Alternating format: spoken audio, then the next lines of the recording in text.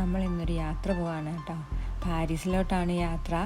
അപ്പം നമ്മൾ സൗത്താംപ്ടൺ സെൻട്രലിൽ നിന്ന് ഒരു ട്രെയിൻ എടുത്തിട്ടാണ് എയർപോർട്ടിലോട്ട് പോകാമെന്ന് വിചാരിച്ച്. അതിനായിട്ട് ആദ്യത്തെ ട്രെയിനിൽ കയറിയിട്ടുണ്ട്. ഇനി ഒരു ട്രെയിനും കൂടെ കയറാനുണ്ട്. ബാനം എന്ന് പറഞ്ഞിട്ടുള്ള സ്റ്റോപ്പിൽ നിന്ന് നെക്സ്റ്റ് ട്രെയിൻ പിടിക്കണം. അപ്പോൾ അങ്ങോട്ടേക്കുള്ള യാത്രയിലാണ്. അങ്ങനെ നമ്മുടെ ഫസ്റ്റ് സ്റ്റോപ്പിൽ എത്തിയിട്ടുണ്ട്. ഇനി ഇവിടെ നിന്നാണ് അടുത്ത എയർപോർട്ടിലോട്ടുള്ള ട്രെയിൻ വരുന്നത് കേട്ടോ.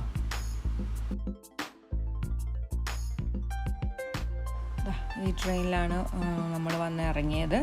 അങ്ങനെ ആ ട്രെയിൻ പോയി. ഇനി അടുത്ത ട്രെയിനിന് വേണ്ടിയിട്ട് നമ്മൾ കുറച്ച് നേരം അവിടെ വെയിറ്റ് ചെയ്തു.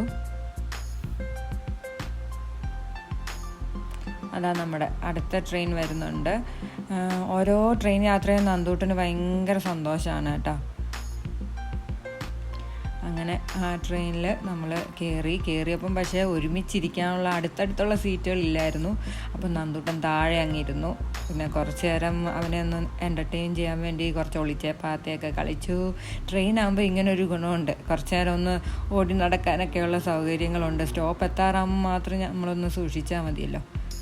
അങ്ങനെ അവനങ്ങനെ ഓടി നടന്ന് ഏട്ടൻ്റെ അടുത്തോട്ടും എൻ്റെ അടുത്തോട്ടും മാറി മാറി ഓടി നടന്ന് സമയം ചിലവഴിച്ചു. അങ്ങനെ നമ്മൾ ഗാറ്റ്വിക് എയർപോർട്ടിലോട്ട് എത്തിയിട്ടുണ്ട്. ഇവിടെ നിന്നാണ് കേട്ടോ പാരീസിലോട്ടുള്ള ഫ്ലൈറ്റ്. നമ്മുടെ നാട്ടിൽ നിന്നൊക്കെ ബാംഗ്ലൂർ പോകുന്ന പോലെ ഉള്ളൂ ഇവിടുന്ന് പാരീസിലേക്ക് പോകാൻ കേട്ടോ. ശരിക്കും പറഞ്ഞാൽ വീട്ടിൽ നിന്ന് എയർപോർട്ടിലേക്ക് വരാനാണ് ദൂരം കൂടുതൽ. ഫ്ലൈറ്റ് എടുത്തു കഴിഞ്ഞാൽ 1 മണിക്കൂർ താഴെ ഉള്ളൂ പാരീസിലോട്ട് എത്താനായിട്ട്. അത്ര അടുത്താണ് UK നിന്ന് പാരീസിലോട്ട് പോകാൻ. അപ്പോൾ നമ്മൾ സൗത്ത് ടെർമിനലിലോട്ടാണ് നമ്മൾ ട്രെയിൻ ഇറങ്ങി എത്തിയിട്ടുള്ളത്. നമ്മുടെ ഫ്ലൈറ്റ് പക്ഷേ നോർത്ത് ടെർമിനലിലാണ്. അപ്പോൾ നമ്മൾ അങ്ങോട്ടേക്ക് പോകാമെന്ന് വിചാരിച്ചു.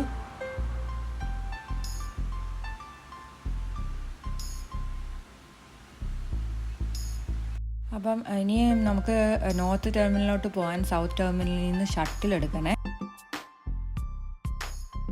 അപ്പോൾ ഒരു സൈഡിലെ ഡോസൊക്കെ ഓപ്പൺ ചെയ്ത് ഇറങ്ങാനുള്ളവരൊക്കെ ഇറങ്ങി. അപ്പം നമ്മുടെ സൈഡിലുള്ള ഡോസൊക്കെ തുറന്ന് നമ്മൾ അകത്ത് കയറിയിട്ടുണ്ട്.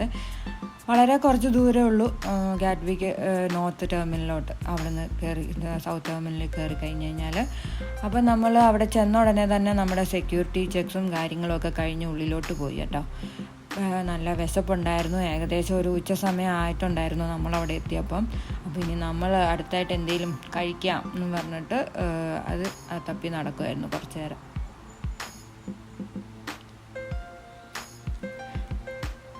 അങ്ങനെ നമ്മൾ നോക്കി നടന്ന് പ്രെറ്റിന്ന് എന്തെങ്കിലും വാങ്ങിച്ച് കഴിക്കാമെന്ന് വിചാരിച്ചു കേട്ടോ. നന്ദൂട്ടന് കുറച്ച് പൊട്ടാറ്റോ ഫ്രൈ പോലത്തെ കുറച്ച് സാധനങ്ങൾ, പിന്നെ ഫലാഫിലിൻ്റെ ഒരു റാപ്പ്, ചിക്കൻ്റെ ഒരു സാൻഡ്വിച്ച് പോലെ, അതൊക്കെയാണ് കേട്ടോ നമ്മൾ അവിടെ നിന്ന് വാങ്ങിച്ച് കഴിച്ചത്. അത് കഴിച്ച് കഴിഞ്ഞ് കുറച്ച് കഴിഞ്ഞപ്പോൾ തന്നെ ഗേറ്റിൻ്റെ ഇൻഫർമേഷൻ വരുന്നുണ്ടായിരുന്നു കേട്ടോ. ഫ്ലൈറ്റ് ഏത് ഗേറ്റിൽ നിന്നാണ് എടുക്കേണ്ടതെന്നുള്ളത്. അപ്പോൾ ഞങ്ങൾ വിചാരിച്ചു എന്നാൽ പിന്നെ അങ്ങോട്ടേക്ക് പോയേക്കാം, എന്നിട്ട് അവിടെ ചെന്നിട്ട് വെയിറ്റ് ചെയ്യാമെന്ന് വിചാരിച്ചു.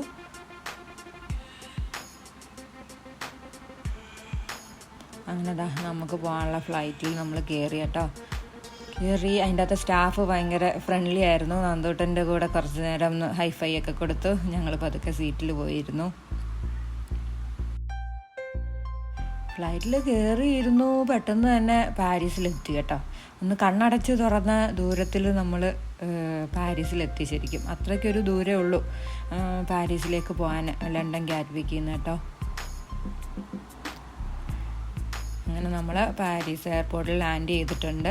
പിന്നെ എല്ലാ ഇൻഫർമേഷനും അവിടെ എവിടെ നോക്കിയാലും ആവശ്യത്തിനുള്ള ഇൻഫർമേഷൻസ് ഉള്ളത് കാരണം നമുക്ക് എയർപോർട്ടിലൊക്കെ എത്തിക്കഴിഞ്ഞാൽ എളുപ്പമാണല്ലോ നോക്കി ഇനി അടുത്ത സംഭവങ്ങളിലേക്കൊക്കെ പോകാൻ.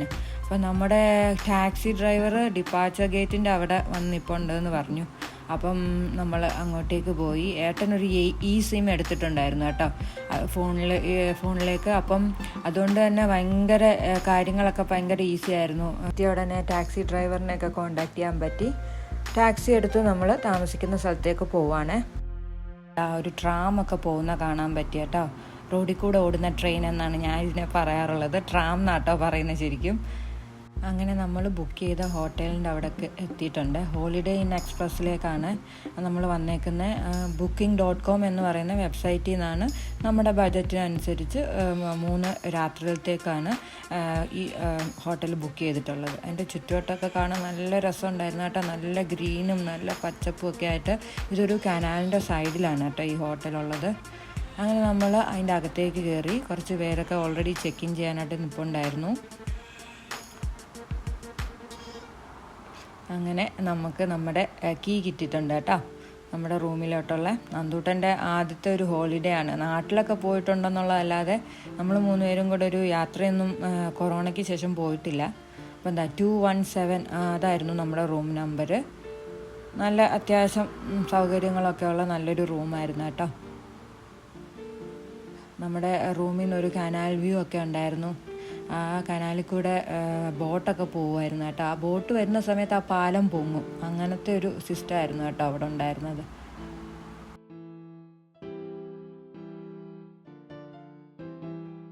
ഇതാണ് കേട്ടോ നമ്മുടെ റൂം. എല്ലാ സൗകര്യങ്ങളും ഉള്ള നല്ലൊരു കുഞ്ഞു റൂം കേട്ടോ. അവർ ഹാൻഡ് വാഷും ഷാമ്പും സോപ്പും ടവൽസും ഒക്കെ പ്രൊവൈഡ് ചെയ്തിട്ടുണ്ടായിരുന്നു. അപ്പം ഞങ്ങൾ ജസ്റ്റ് ഒന്ന് ഫ്രഷ് ആയിട്ടൊന്ന് നടന്നിട്ട് വരാമെന്ന് വിചാരിച്ചു. വൈകുന്നേരം ആയിട്ടുണ്ടായിരുന്നു. അപ്പോൾ എന്തെങ്കിലും കഴിക്കുകയും കൂടെ വേണമല്ലോ. അപ്പം താഴോട്ട് ഇറങ്ങുന്ന വഴി അവരുടെ ഒരു ബാൽക്കണി പോലെ ഞങ്ങൾ കണ്ടു. അവിടേക്കൊക്കെ ഒന്ന് ഇറങ്ങി നോക്കി. ശരിക്കും ഞങ്ങൾ ഒരുപാട് റിസർച്ചൊന്നും ചെയ്ത് ബുക്ക് ചെയ്ത ഹോട്ടലൊന്നും അല്ലായിരുന്നു. എങ്കിലും ഞങ്ങൾ ഒരുപാട് ഹാപ്പിയായി കേട്ടോ ഈ ഹോട്ടൽ ബുക്ക് ചെയ്യാൻ പറ്റിയതിൽ. കാരണം ഹോട്ടലിന് ചുറ്റും തന്നെ ഒരുപാട് കാഴ്ചകളൊക്കെ ഉണ്ടായിരുന്നു. കനാലിൻ്റെ 2 സൈഡിലും ആൾക്കാരിരുന്ന് ഭക്ഷണമൊക്കെ കഴിക്കുന്നുണ്ടായിരുന്നു. ഇതൊരു ബുധനാഴ്ചയായിരുന്നു കേട്ടോ. എന്നിട്ടും അത്യാവശ്യം ആളുകളൊക്കെ പുറത്തിറങ്ങിയിട്ടുണ്ടായിരുന്നു എന്നാണ് തോന്നുന്നത് എൻജോയ് ചെയ്യാനായിട്ട്. ഇത് ഏകദേശം സമയം 7:30 ആയിട്ടുണ്ട് കേട്ടോ. എന്നാലും അത്യാവശ്യം വെളിച്ചമൊക്കെ ഉണ്ടായിരുന്നു. സമ്മറിൽ ഇങ്ങനെയാണ് കേട്ടോ ഇവിടെയൊക്കെ. ഒരു 8:30-9 മണി വരെയൊക്കെ നല്ല വെളിച്ചം കാണും. അങ്ങനെ ഇവിടെ എത്താൻ കഴിഞ്ഞതിലൊക്കെ ഒരുപാട് സന്തോഷം തോന്നി. ദൈവത്തിനോടൊരു നന്ദിയൊക്കെ പറഞ്ഞു. അങ്ങനെ ഞങ്ങൾ കുറച്ച് നേരം ആ കാഴ്ചകളൊക്കെ കണ്ട് മുന്നോട്ട് നടന്നു. കൂട്ടത്തിൽ എന്തെങ്കിലും കഴിക്കാൻ കിട്ടുമെന്നൊക്കെ ഞങ്ങൾ നോക്കുന്നുണ്ടായിരുന്നു. ആ ദൂരെ കാണുന്നതാണ് നമ്മുടെ ഹോട്ടൽ. അവിടെ നിന്നുള്ള കാഴ്ചകളാണ് കേട്ടോ ഇതൊക്കെ.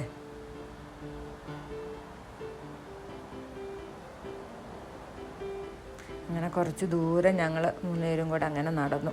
അങ്ങനെ നോക്കി നടന്ന് ഞങ്ങൾക്ക് കുറച്ച് ചിപ്സും ഒരു ചിക്കൻ ബൗളും ഒക്കെ വാങ്ങിക്കാൻ പറ്റി. അപ്പോൾ ഇന്നത്തെ കാഴ്ചകൾ ഇവിടെ കഴിയാണ്.